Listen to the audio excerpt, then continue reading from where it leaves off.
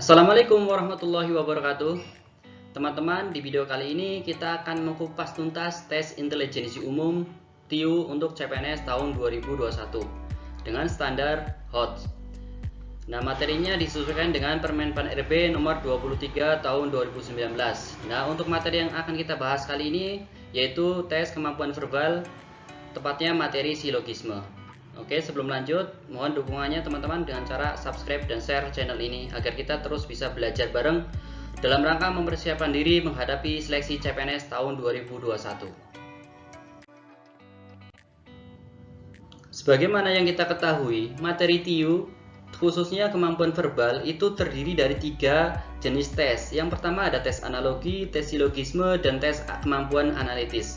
Untuk definisi dari ketiga jenis tes ini sudah saya jelaskan di video sebelumnya. Dan untuk video kali ini kita akan khusus mempelajari dan membahas belajar bareng terkait tes silogisme. Silogisme itu sendiri merupakan proses penarikan kesimpulan dari dua pernyataan. Nah, dua pernyataan itu disebut dengan premis. Nah, premis terbagi menjadi dua, yaitu premis umum atau mayor dan premis khusus atau minor. Premis umum merupakan pernyataan umum tentang suatu hal, sedangkan premis khusus adalah pernyataan khusus yang masih berhubungan dengan premis umum. Kehadiran dua premis tersebut membuahkan sebuah rumus, yaitu premis umum ditambah premis khusus, maka akan menjadi sebuah kesimpulan atau conclusion. Nah, sebelumnya kita harus mengetahui dulu jenis-jenis silogisme. Nah, jenis silogisme itu sendiri terdiri dari 4 jenis. Yang pertama ada silogisme hipotesis, silogisme kategoris, silogisme disjungtif, serta silogisme alternatif. Nah, dengan kita mengetahui jenis-jenis dari silogisme ini, kita bisa memudahkan dalam menjawab atau memetakan soal-soal yang ada di tes SKD CPNS tahun 2021 tersebut, sehingga bisa memudahkan kita dalam memilih jawaban yang tepat terkait soal jenis silogisme ini. Nah, pertama ada silogisme hipotesis. Nah, silogisme hipotesis ini merupakan silogisme yang PU-nya atau premis umumnya mengandung pernyataan pengandaian yang diawali dengan kata jika. Misalnya, jika hari ini tidak hujan, saya akan ke rumah paman. Nah, ini PU-nya, premis umumnya atau mayornya. Nah, premis kedua adalah hari ini tidak hujan, atau kalimat kedua hari ini tidak hujan, maka ini premis khusus.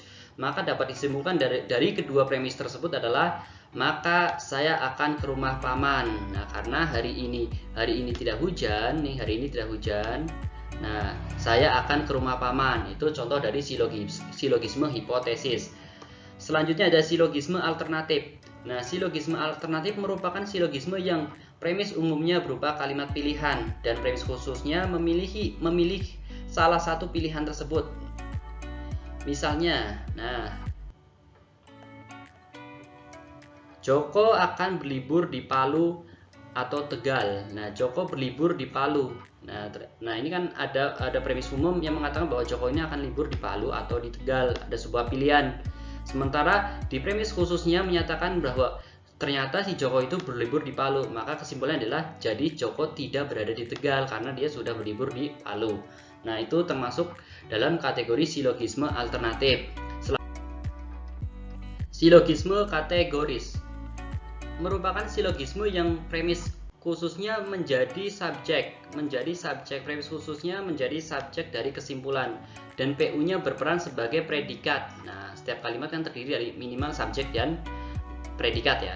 Nah, misalnya, ini silogisme kategoris merupakan silogisme yang PK-nya menjadi subjek dari kesimpulan, PU-nya berperan sebagai predikat. Misalnya, semua manusia adalah makhluk berakal budi, PU. Nah, Sigit adalah manusia, PK. Ingat, PK-nya menjadi subjek, maka kesimpulan yang benar adalah Sigit kan menjadi sebuah subjek. Nah, PU-nya berperan sebagai predikat, maka makhluk berakal budi. Nah, di sini nih, ini PU-nya makhluk berakal budi. Nah, Sigitnya sebagai PK, nah ini sebagai subjek, maka jadi kesimpulan yang tepat adalah jadi Sigit adalah makhluk yang berakal budi. Itu kategori silogisme kategoris. Selanjutnya ada silogisme disjungtif. Merupakan silogisme yang terbentuk dari premis khusus yang berupa pilihan, dan PU-nya merupakan sangkalan atau pembenaran dari pilihan tersebut. Misalnya, Andi ragu masuk sekolah atau tidak. Nah, ini ada sangkalan ya. Ternyata Andi tidak masuk sekolah. Sorry, ini di PK-nya ada sangkalan nih. Ternyata Andi tidak masuk sekolah. Ya udah, kesimpulannya berarti ia tidak masuk sekolah, gitu aja. Itu namanya disjungtif. Selanjutnya kita coba soal 1. Semua orang yang bermental entrepreneur hidup dengan makmur. Sebagian orang yang bermental entrepreneur melakukan usaha wira swasta. Simpulan mana yang benar? A. Semua wira swasta bermental entrepreneur. B. Sebagian wira swasta hidup makmur.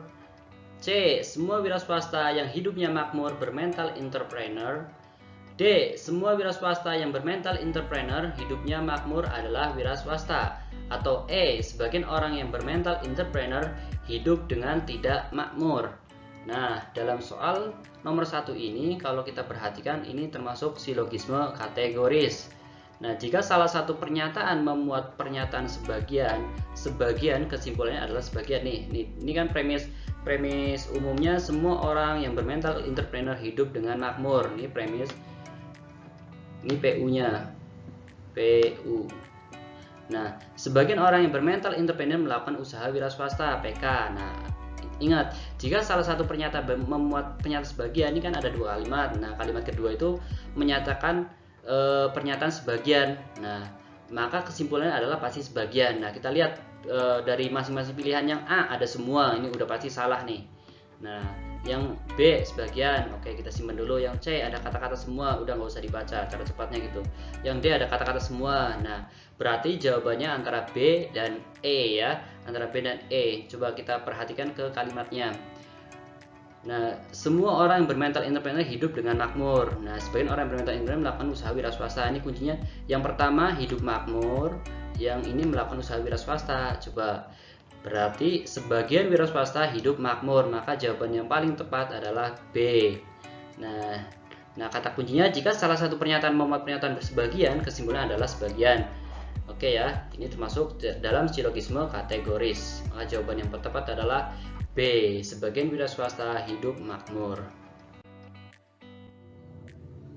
Soal nomor 2. Semua anak berumur kurang dari 7 tahun adalah siswa TK. Anton berumur 1 tahun. Kesimpulan yang tepat adalah A. Anton berumur kurang dari 7 tahun. B. Anton adalah siswa TK. C. Anak umur 1 tahun adalah Anton. D. Anton bukan siswa TK. E. Ada anak yang berumur 5 tahun bukan siswa TK. Nah, ingat soal nomor 2 kalau kita perhatikan lagi ini termasuk dalam silogisme kategoris lagi.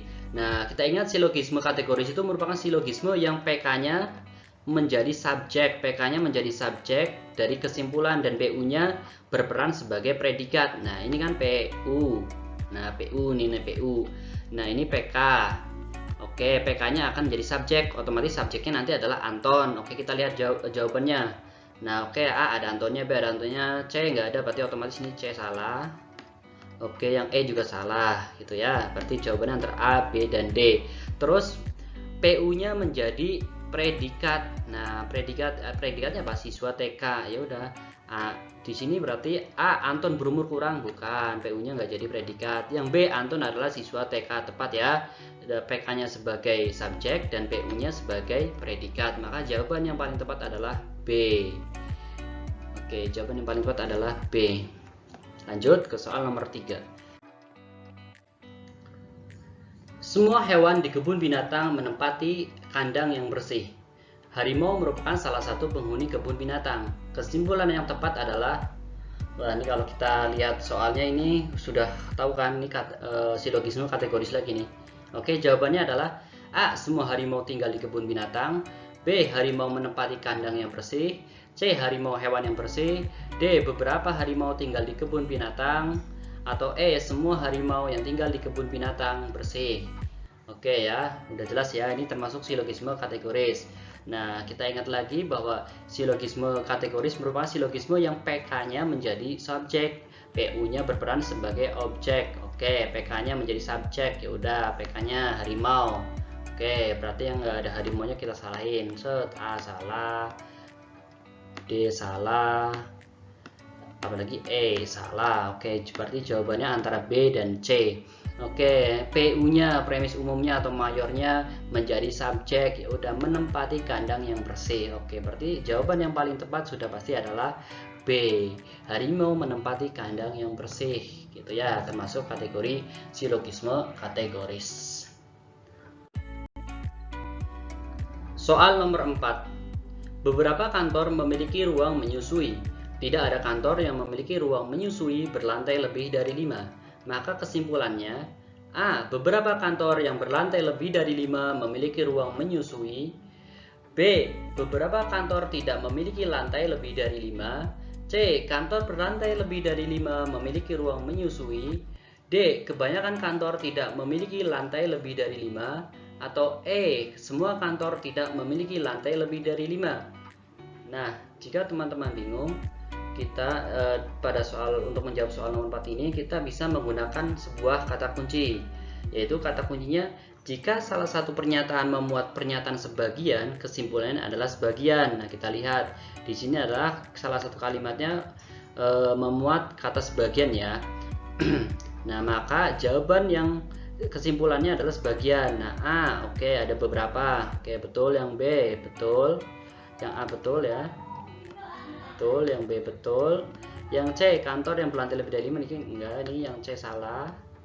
Nah, kita eliminasi jawabannya. Yang D, kebanyakan kantor tidak memiliki ini kebanyakan kantor, oke. Yang E, semua. Nah, ini salah. Ingat ya, kata kunci yang pertama. Kata kunci yang pertama, jika salah satu pernyataan memuat pernyataan sebagian, kesimpulannya adalah sebagian. Otomatis jawabannya nanti terkait dengan sebagian, nih, beberapa, kebanyakan.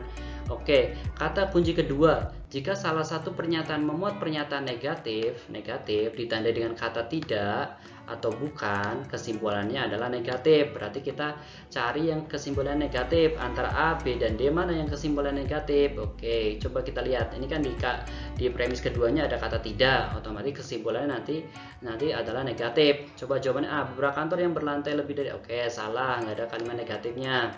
Nah, oke, terus yang B, beberapa kantor tidak, ini ada kalimat negatifnya. Oke, yang D, kebanyakan kantor tidak. Oke, berarti jawabannya antara B dan D, tetapi di soal kan udah jelas nih menggunakan kata beberapa, otomatis jawabannya adalah B, beberapa kantor tidak memiliki lantai lebih dari 5. Jawaban yang tepat adalah B, ini termasuk juga ke dalam silogisme kategoris. Oke, lanjut ke soal selanjutnya. Soal nomor 5. Jika terbukti melakukan pelanggaran yang masif dan sistematis, maka kemenangan pilkada pasangan nomor 1 dapat dibatalkan oleh Mahkamah Konstitusi. Mahkamah Konstitusi memutuskan bahwa tidak terjadi pelanggaran yang masif dan sistematis. Maka kesimpulannya adalah A. Pasangan 1 melakukan pelanggaran masif tetapi tidak sistematis. B. Semua pasangan melakukan pelanggaran yang masif dan sistematis. C. Tidak ada pasangan yang tidak melakukan pelanggaran. D. Lawan pasangan 1 yang melakukan pelanggaran. Atau E. Pasangan 1 disahkan menjadi pemenang pilkada. Oke, soal nomor 5 itu ditandai dengan kata jika. Nah, jika nih. Jika, otomatis ini termasuk ke dalam jenis silogisme hipotesis ya. Termasuk ke dalam jenis silogisme hipotesis. Oke. Nah, PU-nya kan ini, jika terbukti melakukan pelanggaran yang masif dan sistematis, maka kemenangan pilkada pasangan nomor 1 dapat. Nah, ini sampai Mahkamah Konstitusi, ini PU-nya. Oke, terus PK-nya, Mahkamah Konstitusi memutuskan bahwa tidak terjadi pelanggaran yang masif dan sistematis. Nah, kita bisa kita lihat ya PU-nya ini, PK-nya. Nah, kita bisa caranya kita bisa mencoret ya kalimat-kalimat yang sama. Nah, ini jika terbukti melakukan pelanggaran sistematis, melakukan pelanggaran yang masif dan sistematis di PU-nya. Oke, di sini juga ada terjadi pelanggaran, kita coret aja biar gampang, dan sistematis. Oke. Nah, Mahkamah Konstitusi juga kita boleh coret. Nah, untuk memudahkan kita ya. Nah, ini mana Mahkamah Konstitusi. Oke. Nah, ini juga terbukti. Oke. Nah, ya sudah, berarti jawabannya maka kesimpulannya adalah maka kemenangan pilkada pasangan 1 Nah, ini kan ada kata tidak nih, memutuskan tidak, berarti tidak dapat dibatalkan, atau dalam dalam kata lain adalah pasangan nomor 1 disahkan menjadi pemenang pilkada, atau jawabannya adalah E. Nah, itu ya, itu caranya. Atau sebenarnya kalau kita pakai logika kita juga sudah bisa menentukan si jawabannya adalah E gitu. Tapi untuk cara mudahnya adalah kita dengan cara mencoret ya, mencoret kalimat-kalimat yang sama. Terbukti melakukan pelanggaran yang masif dan sistematis. Oke. Terus di sini terjadi pelanggaran yang masif dan sistematis. Oke, Mahkamah Konstitusi. Terus di sini juga ada Mahkamah Konstitusi. Oke. Nah, tinggal kesimpulannya ini, maka kemenangan pilkada pasangan 1 dapat dibatalkan. Tapi kan di sini ada kata tidak nih, memutuskan bahwa tidak. Nah, ingat rumusnya, bahwa kesimpulan itu sama dengan PU ditambah PK, maka kombinasi dari PU dan PK. Nah, ini kan PU-nya maka kemenangan pilkada pasangan 1. Nah, PK-nya tidak dapat dibatalkan. Nah, gitu. Maka jawaban yang paling tepat adalah E. Soal nomor 6. Semua musang yang pernah saya lihat memiliki ekor panjang. Musang yang bulunya pendek selalu memiliki ekor pendek, maka A. Musang berekor panjang tidak pernah memiliki bulu pendek. B. Musang berekor panjang tidak pernah memiliki bulu panjang. C. Tidak ada musang berbulu pendek. Atau D. Tidak ada musang berbulu panjang. E. Tidak bisa disimpulkan. Nah, kita ingat, kalau silogisme itu merupakan proses penarikan kesimpulan dari dua pernyataan. Artinya antara PU dan PK itu harus saling terhubung. Kita coba lihat jawaban satu persatu. Musang berekor panjang tidak pernah memiliki bulu pendek. Oke, tidak ada kaitannya dengan PU maupun PK ya, tidak ada hubungannya. Musang berekor panjang tidak pernah memiliki bulu panjang. Oke, tidak ada hubungannya juga. Yang C, tidak ada musang berbulu pendek. Nah, sementara di sini ada nih musang yang berbulu pendek. Oke. D, tidak ada musang berbulu panjang. Oke, tidak sesuai dengan pernyataan baik PU maupun PK. Maka jawaban yang paling tepat adalah E, tidak dapat ditarik kesimpulan karena tidak ada hubungan antara PU dengan PK. Gitu. Oke, lanjut ke soal selanjutnya. Soal nomor 7. Beberapa pensiunan berbadan kurus. Tidak seorang pun yang berbadan kurus adalah introvert. Simpulan mana yang benar? A. Beberapa pensiunan adalah bukan introvert. B. Tidak ada pensiunan yang bukan introvert. C. Kebanyakan introvert berbadan kurus. Atau D. Hampir semua pensiunan bukan introvert. Atau E. Semua pensiunan bukan introvert. Nah, untuk menjawab soal 7 kita gunakan kata kunci sama persis dengan soal nomor 4. Nah, kata kuncinya dalam mengerjakan soal nomor 7 ini yaitu jika salah satu pernyataan memuat sebagian, nah sebagian, maka kesimpulannya adalah sebagian. Nah, ini kan di soal pernyataannya memuat pernyataan sebagian nih. Nah, berarti kita pilih aja jawaban yang mempunyai atau bermakna sebagian. Nah, yang A beberapa, oke betul. Yang B tidak ada pensiunan yang bukan introvert. Nah, ini bermakna keseluruhan, berarti jawaban yang B salah. Terus yang C, kebanyakan introvert berbadan kurus. Oke, ini bermakna sebagian juga. Yang D, hampir semua pensiunan bukan introvert. Nah, oke, ini bermakna sebagian juga. Yang E, semua pensiunan bukan introvert. Nah, ini bermakna keseluruhan.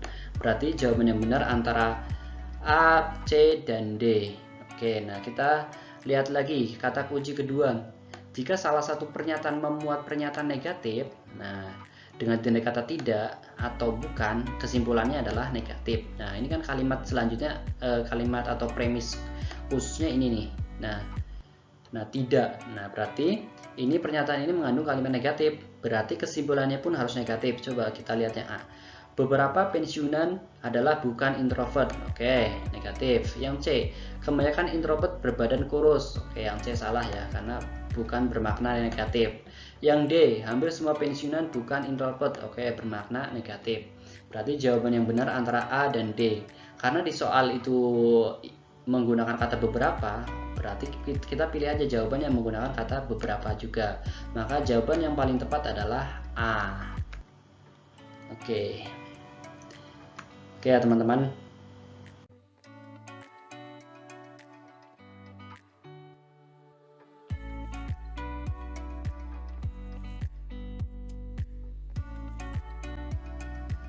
Baiklah teman-teman, demikian video terkait kemampuan verbal silogisme. Semoga teman-teman bisa memahaminya, dan jika ada pertanyaan boleh tulis di kolom komentar, dan jika ada request juga boleh ditulis di kolom komentar. Oke, untuk materi selanjutnya mungkin kita akan membahas TIU, masih di TIU kemampuan verbal juga, yaitu materi terakhir yaitu tentang analitik. Oke, teman-teman mohon dukungannya dengan cara subscribe dan share channel ini. Semoga bisa bermanfaat dan bisa menambah wawasan teman-teman, menambah kesiapan teman-teman dalam menghadapi seleksi CPNS tahun 2021. Saya Sigit Suhem. Assalamualaikum warahmatullahi wabarakatuh.